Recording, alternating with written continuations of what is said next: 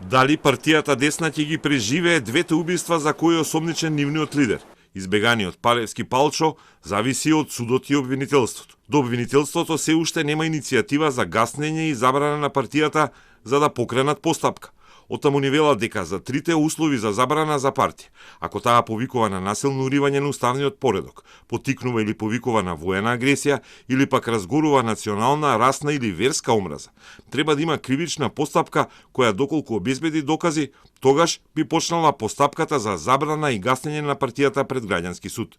Премиерот Ковачевски, со речник сличен на министерот за внатрешни работи, вели дека Десна мора да се забрани и дека осумничените лани при усвојувањето на францускиот предлог протестирале рамо до рамо со ВМРО, ДПМН и Левица, кога глумеле патриотизам со што го успорувале напредокот на државата.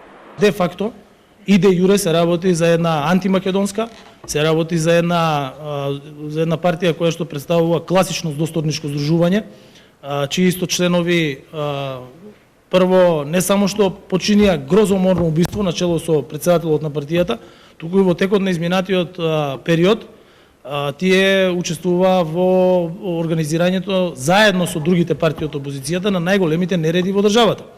Еве ќе ве потсетам на јуни и јули минатата година, кој на мене ми поставуваше гилјотина пред собрание. Со нив беше и претседателот на ВМРО ДПМН, и претседателот на Левица, член на Државна комисија за спречување на дискриминација, претседатели на други политички партии. Од ВМРО ДПМН цело време смета дека убиството на Вања можело да се спречи, доколку полицијата предводена од Спасовски постапувала соодветно уште при исчезнување на пензионерот Панче Жежовски. За Љупчо Палевски од опозицијата повторува дека е екс-председател на градската организација на СДСМ и го сметаат за близок соработник на власт, човек кој бил опозиција на опозицијата.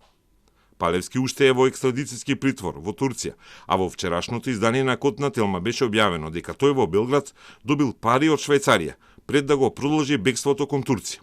А во градот Баликесир, каде што се криеше, стигнал затоа што негов сопартиец имал познаник и бизнис партнер каменорезец.